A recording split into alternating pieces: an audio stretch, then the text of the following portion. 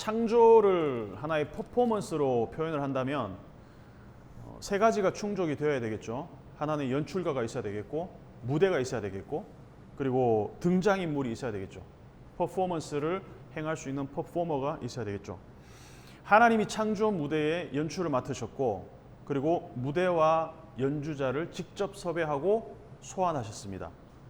창조 퍼포먼스의 무대로 하나님은 하늘과 땅과 바다를 불러내셨습니다.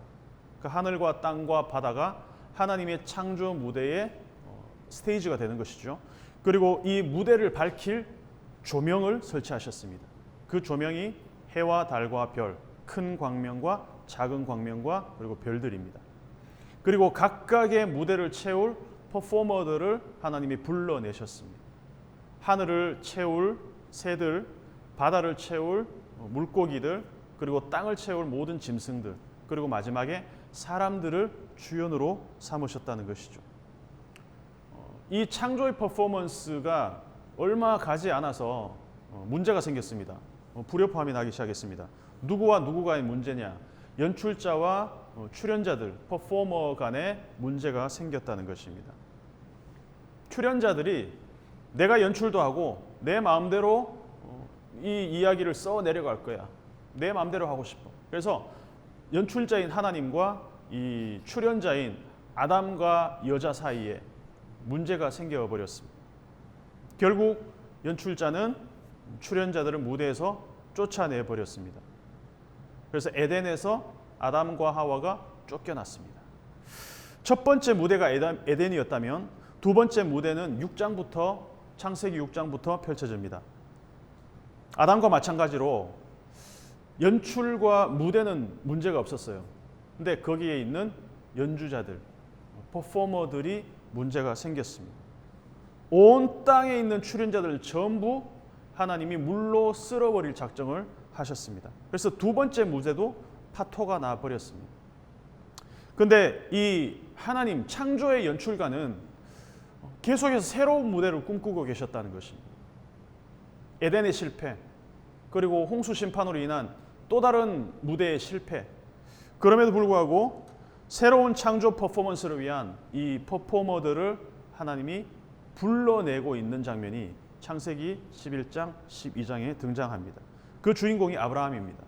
똑같이 하나님은 새로운 창조 무대로 약속의 땅을 하나님이 주실 것, 그리고 새로운 약속의 자손들을 통해서 하나님이 그 무대를 창조 행위로 만들어갈 주연들을 하나님이 섭외를 하신다는 것입니다.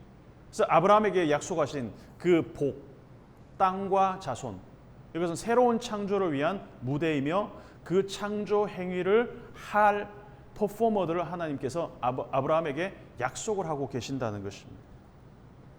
이 약속하신 땅과 자손은 창세기 1, 2장의 무대와 연주자들의 이 반복된 주제입니다.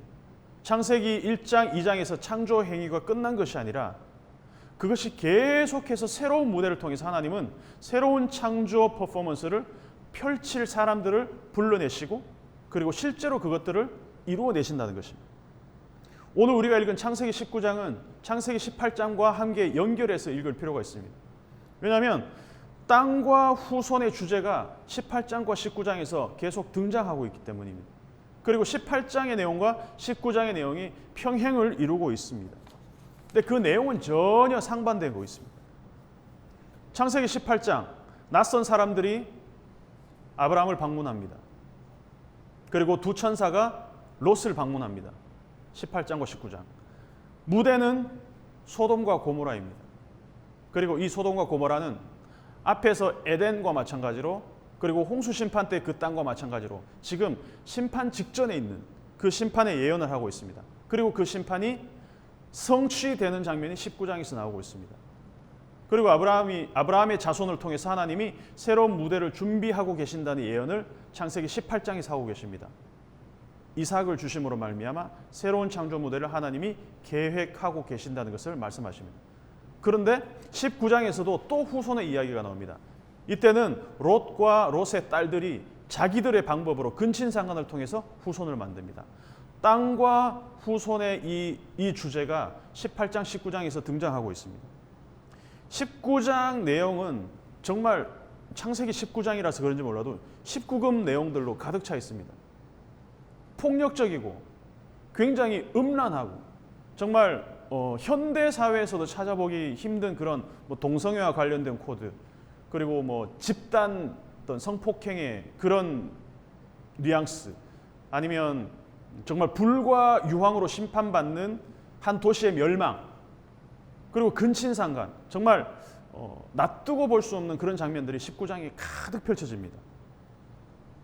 그래서 성경 내레이터가 의도한 해석을 우리는 따라가기 때문에 이 문제들이 굉장히 심각하게 보이는 것이지, 사실은 우리가 현재 살아가는 우리의 컨텍스트와 크게 다르지 않다는 것이 더 놀랍다는 것이죠. 본론으로 들어가면 18장에서 소돔과 고모라의 심판 소식을 미리 들은 아브라함이 자기와 전혀 상관없는 이 소돔과 고모라 땅을 위해서 하나님께 구원을 요청합니다. 그것이 18장 후반부에 나오는 내용입니다. 최소한 의인이 10명은 있을 거라는 기대를 가지고 아브라함이 하나님께 간청을 합니다. 그리고 아브라함은 돌아갔습니다. 하나님과 헤어졌습니다. 자, 아브라함을 찾아왔던 세 사람 중에서 두 사람이 소돔에 도착했습니다. 나머지 한 명은 어디 갔을까? 두 명이 소돔으로 갔으니 한 사람은 고모라로 갔겠지, 이런 학자들의 추측이 있습니다. 그건 크게 중요한 것 같지는 않고요. 18장 1절은 장막문에 앉아 있다가 사람들을 맞이한 아브라함의 모습을 보였다면, 19장은 소돔 성문에 앉아 있다가 천사들을 맞이하는 롯을 보여주고 있습니다. 이게 또 평행을 이루고 있죠. 2절에서는 롯이 이 천사 손님들에게 발을 씻고 날이 어두워지니 하룻밤 묵고 가라고 간청합니다. 그러니까 손님을 대접하고 발을 씻으라는 요청을 하는 것도 18장과 19장의 공통점이죠. 근데 천사들은 이 요청을 거부하고 길거리에서 밤을 새겠다라고 롯에게 얘기를 합니다. 왜 천사들이 롯의 요청을 거부했을까? 제 개인적인 추측입니다. 18장에서 죄악으로 인한 그 소돔에서의 부르짖음이 진짜인지, 어쩌면 이 천사들이 나가서 현장 조사를 하려고 했지 않았을까? 제 개인적인 추측일 뿐입니다. 근데 롯의 요청이 매우 끈질깁니다. 간청해서 겨우 천사들을 집 안으로 들여왔습니다. 근데 롯이 뭔가 불길한 기운을 감지한 걸까요? 3절에서 롯이 손님들을 위해서 음식을 준비한 것도 18장의 내용과 같습니다. 아브라함은 진수선찬을 대접했지만 막 이제 소도 한 마리 잡고 양을 잡았습니까? 소를 잡았습니까? 막 바베큐도 만들고 이랬는데 롯은 무교병을 준비합니다. 이게 무교병이 굉장히 종말적인 어떤 그런 내용을 담고 있죠. 그러니까 출애굽기에서 사람들이 애굽에서 이스라엘이 출애굽할 때 무교병을 먹었어요. 쓴 나물과 무교병 이렇게 먹었잖아요. 양을 먹고. 그러니까 무교병은 굉장히 급박한 상황을 이렇게 빨리 조리할 수 있는 것이기 때문에 무교병을 이제 준비한 것이 아닌가 그렇게 생각이 됩니다. 드디어 소돔 사람들이 롯의 집 주위에 모여들어서 사방으로 에워쌌습니다. 롯의 집 주위에 몰려든 사람들이 노소를 막론한 모든 사람들이라고 나와 있습니다. 그러니까 그 소돔에 사는 모든 사람들이 롯의 집으로 몰려왔다는 거예요. 왜? 그 롯의 집을 방문한 사람들과 뭘 하기 위해서? 그들과 어떤 성적인 관계를 갖기 위해서. 모든 사람들이 다 몰려온 상황. 그러니까 이게 상징적으로 보여주는 게 뭐냐면 홍수 심판 이전에 의인이 없는데 한 명도 없는 상황. 그러니까 강포가 가득했기 때문에 하나님의 심판이 지금 임박했다라는 것을 지금 보여주고 있다는 것이죠. 여기도 마찬가지입니다. 그러니까 지금 홍수로 멸망한 인류의 상태와 비슷한 도시의 그 증상이 지금 소돔에게서 나타나고 있다는 것이죠. 롯의 집을 에워싼 군중들이 굉장히 이성을 잃은 집단적인 광기의 모습을 보여주고 있습니다. 이 사람들이 하는 말을 들어보면 오늘 밤 너희 집에 온 사람들 어디 있어? 이끌어내라. 우리가 상관하겠다. 서로 관계를 맺겠다. 여기 쓰인 단어가 야다입니다. 야다. 이게 성적인 관계를 맺는다라는 의미가 있죠. 이 같은 야다가 18장에도 쓰였는데 먼저 18장 19절에서 보면 하나님이 아브라함을 택하셨다라고 할 때 이 야다가 쓰였습니다. 하나님이 아브라함을 택하셨다, 아셨다라는 말을 쓰고 있습니다. 그리고 18장 21절에서 무거운 죄악으로 인해서 소돔과 고모라의 부르짖음을 내가 알려고 한다라고 할 때 야다가 쓰였습니다.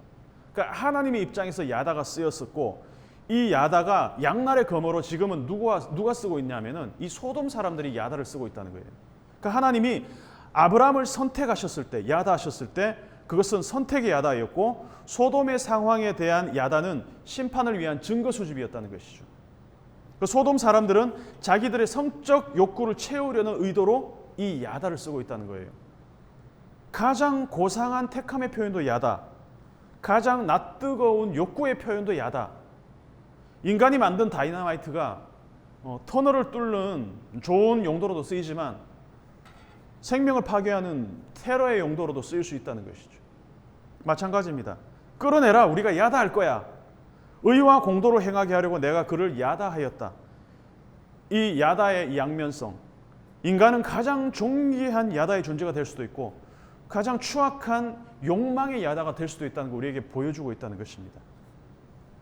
그 다음 장면은 천사들을 보호하려는 롯의 헌신적인 모습과 자기 두 딸을 이 군중들에게 내어주는 이 아주 말도 안 되는 극단적인 모습을 롯이 지금 보여주고 있습니다. 롯 안에 천사들을 향한 그 헌신적인 마음도 있지만 자기 딸들을 아무렇게나 대하는 굉장히 비인간적인 모습이 혼재하고 있다는 거예요. 아니, 아무리 천사들을 보호하는 것도 중요하지만 어떻게 남자를 한 번도 가까이 하지 아니한 두 딸을 어떻게 보면 이 집단 성폭행의 위험한 상황으로 지금 몰아낼 수가 있을까? 그리고 나서 하는 말이 더 충격적입니다. 너희 눈에 좋은 대로 행하라. 이 8절의 표현은 창세기 3장에서 여자가 뱀에게 했던 말하고 똑같습니다. 눈으로 보기에도 좋고 먹기에도 좋은, 먹음직도 하고 보암직도 한 선악과를 탐했던 여자처럼 롯도 선악과로 사는 세계관을 갖고 있다는 것이죠.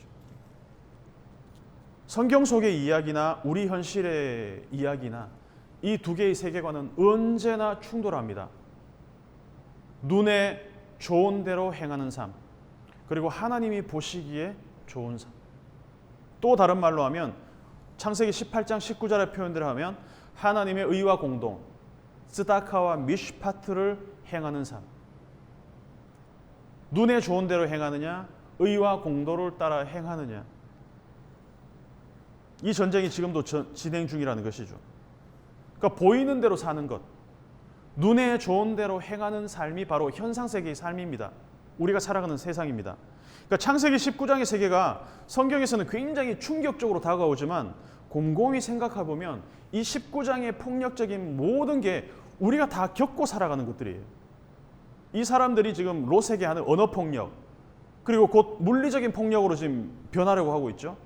그리고 나서 성적인 폭력으로 언어폭력, 물리적 폭력, 성폭력, 우리 사회가 갖고 있는 모든 종류의 폭력을 지금 다 담아내고 있다는 것입니다. 롯은 소돔 사람들 틈에 살면서 그들의 세계관이 온몸 깊숙이 뿌리 내린 것 같아요. 그렇지 않고서 어떻게 결혼을 앞둔 이 두 딸을 이 성난 군중, 이 욕망의 군주인 군중들에게 내어줄 그 시도를 하고 있을까라는 것이죠. 구절을 보면 롯의 간청에도 이 군중들의 요구는 변함이 없습니다. 롯의 사회적 지위가 어느 정도인지는 몰라도 이 무리들이 롯에게 본색을 드러냅니다. 네가 우리한테 심판을 하는 심판자가 되려고 해? 이들의 레토릭을 잘 들여다보면 하나의 이익을 취하기 위해서 집단이 롯 한 사람과 어떤 대결 구도로 만들고 있다는 것이죠. 우리와 너, 네가 우리의 심판자가 되려고 해? 우리의 심판관이 되려고 해? 우리의 법관이 되려고 해? 우리와 너, 다수와 개인의 구도, 그래야만 이 다수의 행동에 정당성이 부여되죠.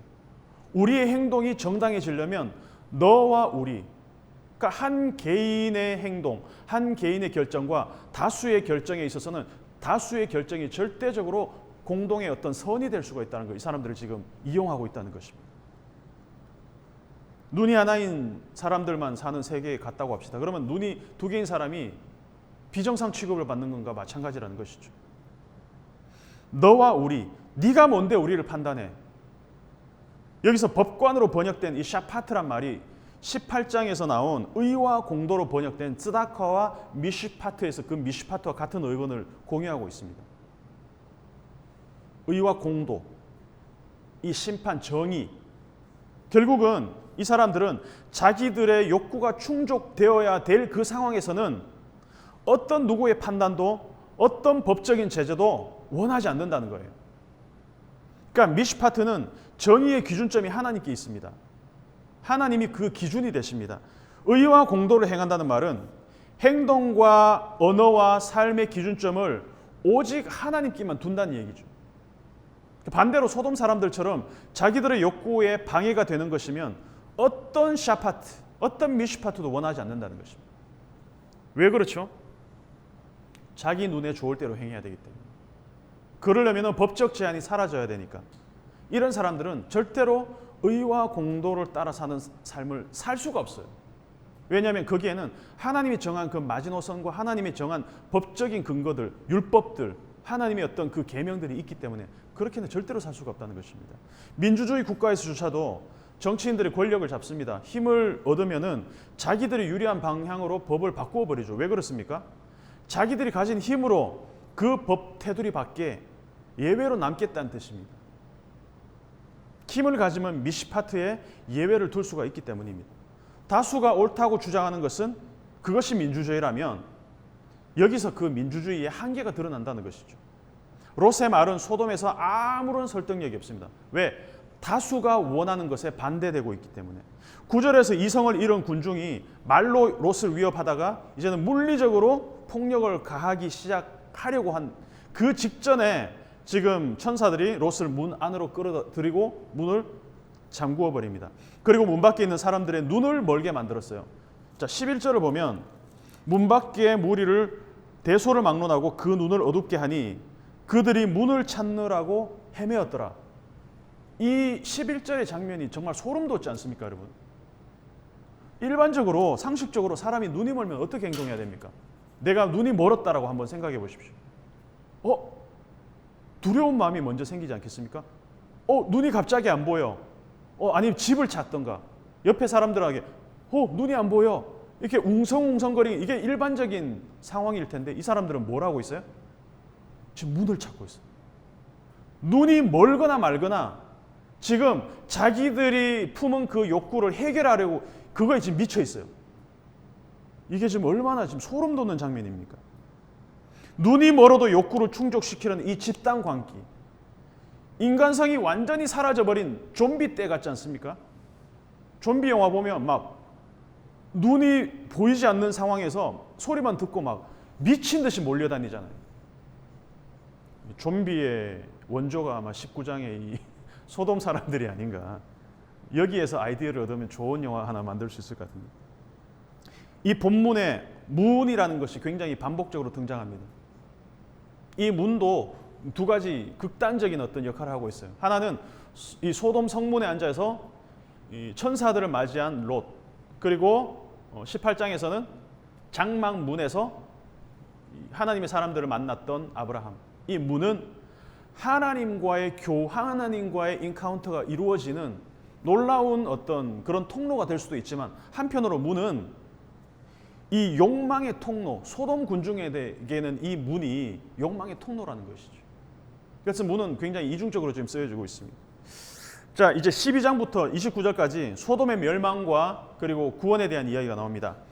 천사들이 다급하게 롯에게 묻습니다. 너한테 속한 사람들이 있으면 다 소돔성 밖으로 끌어내라. 우리 이 성을 지금 멸하려고 왔어. 하나님이 이 성을 멸하려고 우리를 보내셨어. 멸한다는 말을 지금 두 번씩이나 반복하고 있습니다. 14절에서 롯이 사위 될 사람들에게 말하는 장면이 나옵니다. 아까 롯이 이 자기 두 딸을 어떻게 하려고 했어요? 욕망에 굶주린 이 사람들에게 내어주려고 했잖아요. 근데 지금 이 사위들 입장에서는 예비 장인이 될 롯이 정상으로 보일까요?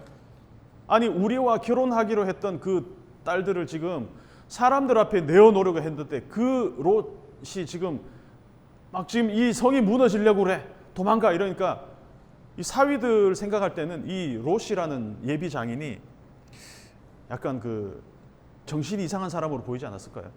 제가 사위라면 이런 집에는 절대로 장가 안 갑니다. 예비 사위들은 롯의 말을 뭐라고 들었냐면 농담으로 들었다고 얘기합니다. 롯의 사위들이 이상한 게 아니라 지극히 정상적인 거예요. 롯의 말이 농담처럼 들리지 않겠어요, 여러분? 여기서 농담이라고 번역된 말이 츠하크입니다. 츠하크. 18장에서 이 츠하크의 어근이 되고, 그리고 사라가 웃었다라고 할 때 츠하크했다. 17장에서는 아브라함이 하나님의 이 이삭의 출생 약속을 듣고 웃었다. 츠하크. 그리고 18장에서는 사라가 속으로 츠하크. 19장에는 롯의 예비 사위들이 츠하크했다. 근데 똑같이 츠하크했는데 아브라함과 사라는 결국 그 기쁨의 열매를 얻었고, 이 롯의 예비 사위들은 아마 이날로 끝나지 않았을까? 초상을 치르지 않았을까? 좀 아이러니하죠. 그 밤에 그 난리를 친 다음에 동이 텄습니다. 시간이 없어서 천사가 롯을 막 재촉합니다. 네 아내와 두 딸을 이끌어내라.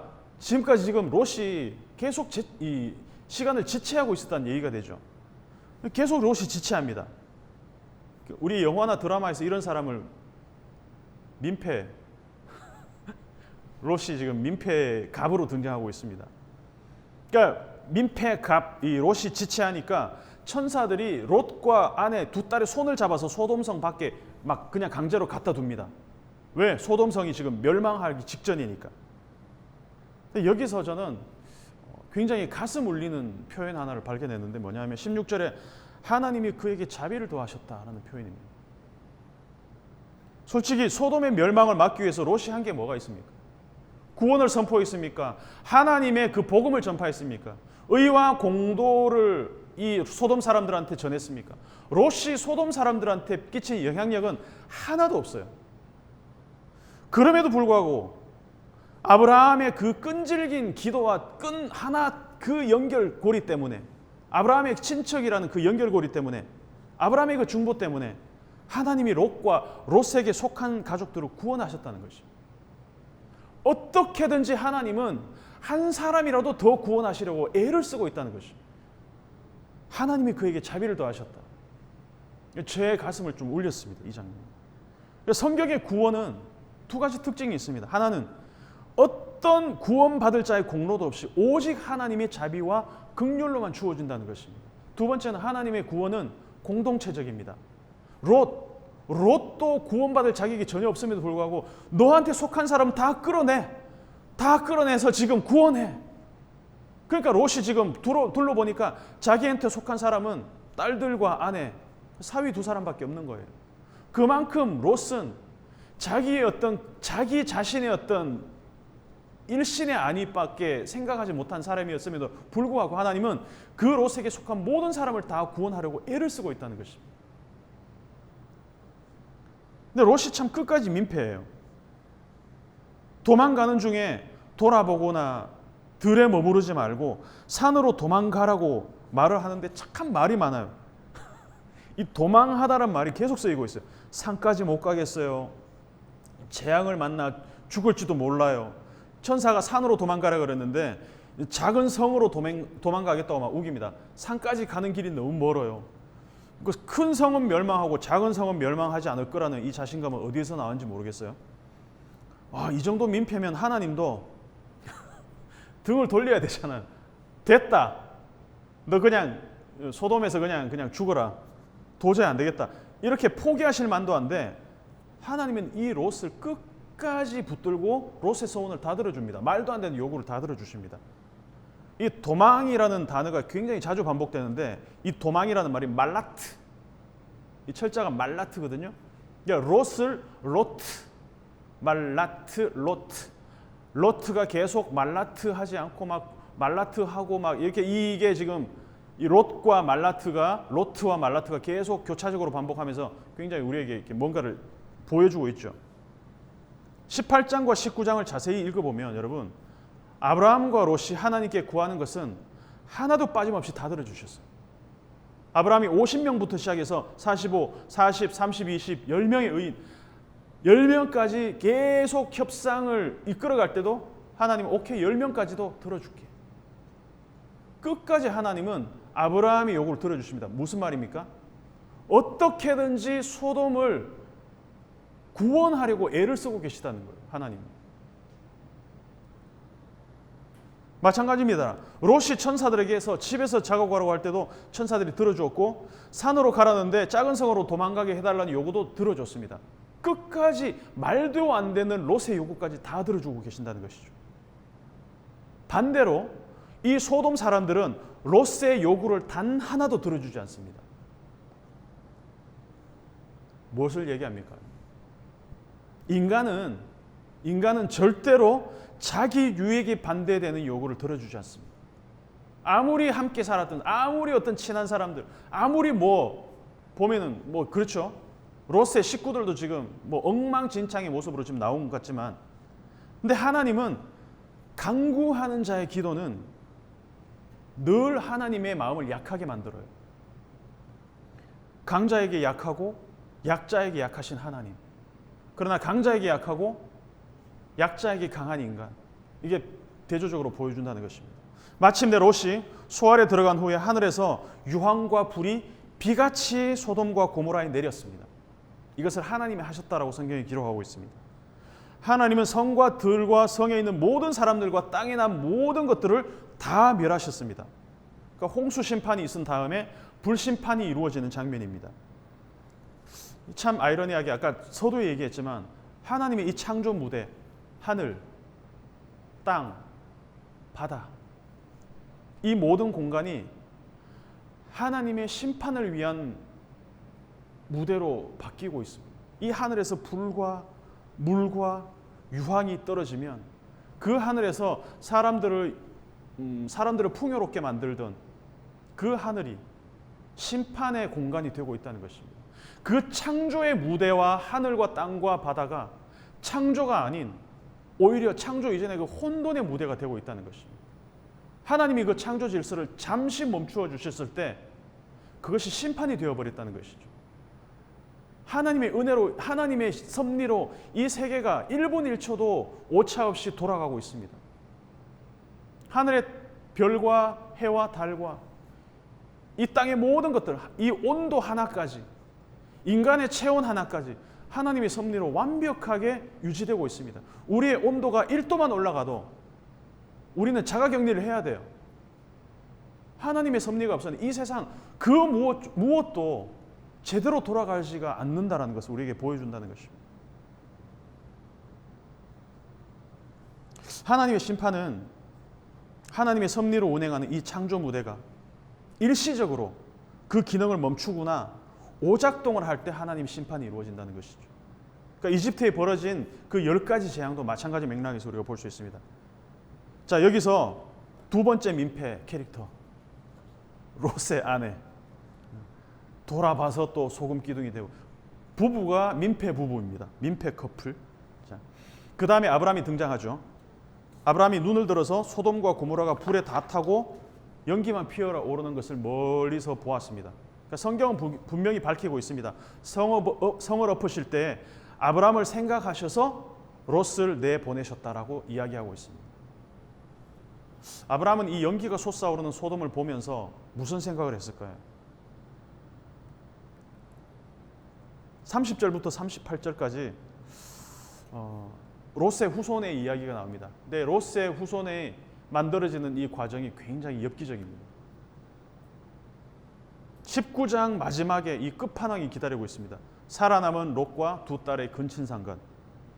이게 두 딸의 아이디어로 벌어졌다는 사건이라는 게 더 충격적입니다. 당연하죠. 롯과 롯의 딸들은 같은 세계관을 공유합니다. 어떤 세계관입니까? 눈에 좋은 대로 행하는. 롯의 딸들은 자기가 하고 싶은 대로 하고 사는 인생의 그 원리를 롯에게서 배웠을 것이 분명합니다. 소돔 사람들에게서 배웠을 것입니다. 우리가 우리 아버지로 말미암아 우리가 우리의 후손을 이어가자. 여기에 어떤 하나님의 개입도, 어떤 신적인 존재에 대한 어떠한 가능성도 다 배제시켜버리는, 철저하게 세속적이고 철저하게 인본주의적인 우리가 만들자. 우리가 롯과 롯의 두 딸이 지금 우리라는 말을 얼마나 자주 반복하고 있는지 몰라요. 우리 눈에 좋은 대로, 우리의 후손을 우리의 상식대로. 31절에 보면 온 세상의 도리를 따라 의와 공도를 따르는 것이 아니라 온 세상의 도리를 따라 결국 롯이나 두 딸이나 눈에 좋은 대로 행하고 온 세상의 도리를 따라 살지만 의와 공도를 따라 사는 삶과는 전혀 거리가 멀다는 것입니다. 분명히 아브라함과 롯은 갈대아 우르에서부터 하란을 지나서 같이 나왔는데도 왜 이렇게 결과가 다를까? 전혀 다른 삶의 그 맥락을 따라가는 롯과 그 가족들. 하나님이 아브라함을 의와 공도를 행하게 하시려고 불러내셨는데 롯은 전혀 다른 삶을 살았고 그 결과도 마찬가지라는 것입니다. 그럼에도 불구하고 하나님이 롯과 딸들을 구원하셨습니다. 왜 그렇습니까? 아브라함 때문에. 아브라함으로 말미암아 이들이 복을 얻게 된다는 것이. 뭐 이것이 복인지는 모르겠지만 결론입니다. 창세기 19장은 성경 막장의 끝판왕인가? 하나님의 길, 의와 공도를 따라 살지 않는 인생은 반드시 눈에 좋은 대로 행하게 살게 되어 있고 온 세상의 도리를 따르는 삶으로 귀결된다는 걸 창세기 19장이 가장 잘 보여주고 있습니다. 그리고 창세기 19장은 가장 자연스러운 인류의 모습을 우리에게 보여주고 있습니다. 창세기 3장에서 이미 인류는 선을 넘었고 그리고 역사에서 그냥 그게 반복될 뿐입니다. 지금도 마찬가지고 이것은 소돔과 고모라가 특별히 악한 도시여서가 아니라 의와 공도를 미시파트와 츠다카를 따라 행하지 않는 모든 인간이 필연적으로 갈 수밖에 없는 그 선택의 결과라는 것입니다. 심지어 예수님은 가장 권능을 많이 행하셨던 도시에서 뭐라고 말씀하셨냐면 너에게 행한 모든 권능을 소돔에서 행하였더라면 그 성이 오늘까지 있었으리라 이렇게 말씀하십니다. 그러니까 예수님이 말씀하시는 그 벳세다, 고라신 이런 도시들도 예수님이 그렇게 많은 기적과 이적들을 보여주셨지만 소돔 고모라보다 특히 그렇게 다르지 않았다는 이야기를 하고 있습니다. 인간의 도시, 인간이 만든 바벨탑, 인간이 만든 세속의 어떤 모든 도시는 내 눈에 좋은 대로 따라 살아가는 그 합의가 이루어진 도시들일 뿐이라는 것을 우리에게 보여주고 있다는 것입니다. 그래서 우리는 오늘 읽은 19장의 이야기를 보면서 그 앞장의 18장 19절 하나님이 아브라함을 야다하신, 아브라함을 택하신 그 이유를 다시 들여다봐야 할 필요가 있습니다. 18장과 19장을 세트로 읽을 필요가 여기서 있습니다. 18장 19절을 다시 한번 읽어보겠습니다. 내가 그로 그 자식과 권속에게 명하여 여호와의 도를 지켜 의와 공도를 행하게 하려고 그를 택하였나니 이는 나 여호와가 아브라함에게 대하여 말한 일을 이루려 함이니라. 우리가 우리 가운데서 이 야다의 은혜가 임하기를 축복하고 기도합니다. 우리 함께 기도했으면 좋겠습니다. 두 가지 정도만 같이 기도했으면 좋겠는데 하나는 지구 반대편에 있지만 우크라이나를 위해서 기도했으면 좋겠습니다. 하나님이 그 땅 가운데 죽음이 멈추어지고 그리고 그 악한 시도가 멈추어지고 하나님의 샬롬이 다시 우크라이나 땅 가운데 그 땅에서 무릎 꿇고 기도하는 그 사람들을 위해서 하나님이 소돔과 고모라를 멸망하실 때 롯을 구해내신 것처럼 그 땅을 하나님 긍휼히 여기시기를 같이 기도했으면 좋겠고 그리고 오늘 말씀을 기억하면서 의와 공도를 따라 하나님의 야다의 은혜가 우리 가운데 임하기를 같이 한번 기도하도록 하겠습니다.